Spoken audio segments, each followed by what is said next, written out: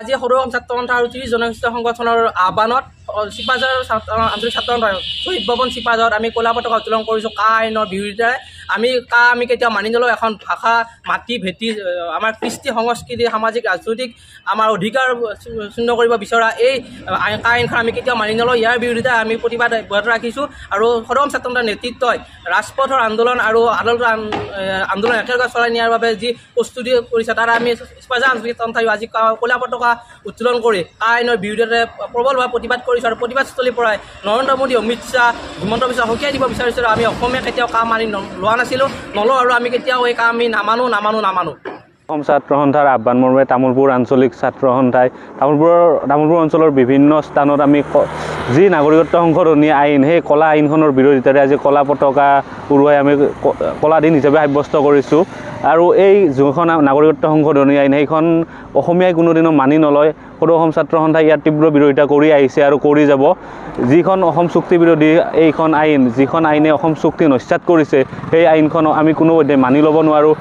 যিহেতু আমি 1971 চনলৈকে আমি বিদেশীৰ বজা লৈছোঁ, তাৰ উপৰিও আমি 2014লৈকে অসমীয়াই বিদেশীৰ বজা ল'ব আমি নোৱাৰোঁ। সেইকাৰণে আমি ইয়াৰ বিৰোধিতা কৰিছোঁ। আৰু এই যি নাগৰিকত্ব সংশোধনী বিধেয়কৰ বিৰোধিতাৰে আমাৰ ৰাজপথ তথা আমাৰ ন্যায়ালয়ত আমাৰ সংগ্ৰাম চলি থাকিব আৰু আমি বিভিন্ন ধৰণৰ কাৰ্যসূচী আগলৈ আমি লৈ থাকিম।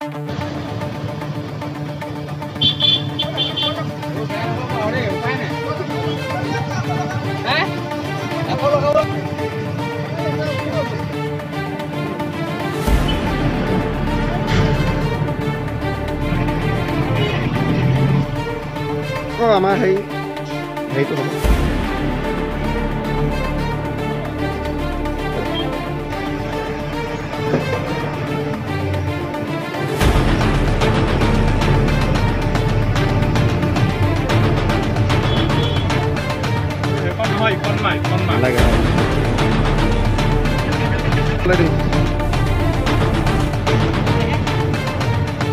আজি আমি ছাত্ৰ সন্থাৰ তৰফৰ পৰা সদৌ অসম ছাত্ৰ সন্থাৰ আহ্বান মৰ্মে আজি তিতাবৰ আঞ্চলিক ছাত্ৰ সন্থাই যি অসম চৰকাৰে তথা কেন্দ্ৰীয় চৰকাৰে আমাৰ অসমৰ ওপৰত জাপি দিব বিচাৰিছে যি নাগৰিকত্ব সংশোধনী আইন, ইয়াৰ বিৰোধিতাৰে আমি আজি ক'লা পতাকা তিতাবৰ অঞ্চলত আমি উত্তোলন কৰিবলৈ ওলাইছোঁ। আৰু ইয়াৰ দ্বাৰা আমি এটা স্পষ্টভাৱে অসম চৰকাৰ তথা কেন্দ্ৰীয় চৰকাৰক আমি সকীয়াই দিব বিচাৰিছোঁ যে যিখন জাতিদংকী নাগৰিকত্ব সংশোধনী আইন, এইখন জাতিদংকী নাগৰিকত্ব সংশোধনী আইন অসমে কেতিয়াও নামানে। আৰু আমি ছাত্ৰ সন্থাই এটা দাবী কৰিছোঁ যে এইখন আইন যদিহে অসমত জাপি দিবলৈ হয় কিন্তু আমি ছাত্ৰ সন্থাৰ ছাত্ৰকৰ্মীসকল কেতিয়াও ক্ষমতা নাথাকোঁ। সমগ্ৰ অসমত আন্দোলন হ'ব আৰু সমগ্ৰ অসমত বৰ্তমান সময়ত আন্দোলন হৈছে। গতিকে আমি ছাত্ৰ সন্থাই এটা কথা দাবী কৰিছোঁ যে এই জাতিদংকী নাগৰিকত্ব সংশোধনী আইনখন বাতিল হ'বই লাগিব। আৰু এই যে অসমৰ জাতীয় উত্তৰণৰ কথা কোৱা মাননীয় মুখ্যমন্ত্ৰী হিমন্ত বিশ্ব শৰ্মা ডাঙৰীয়াক আমি এটা কথা স্পষ্টভাৱে সকীয়াই দিব বিচাৰিছোঁ।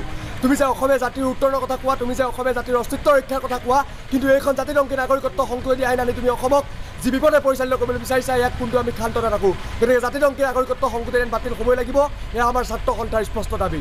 ধন্যবাদ।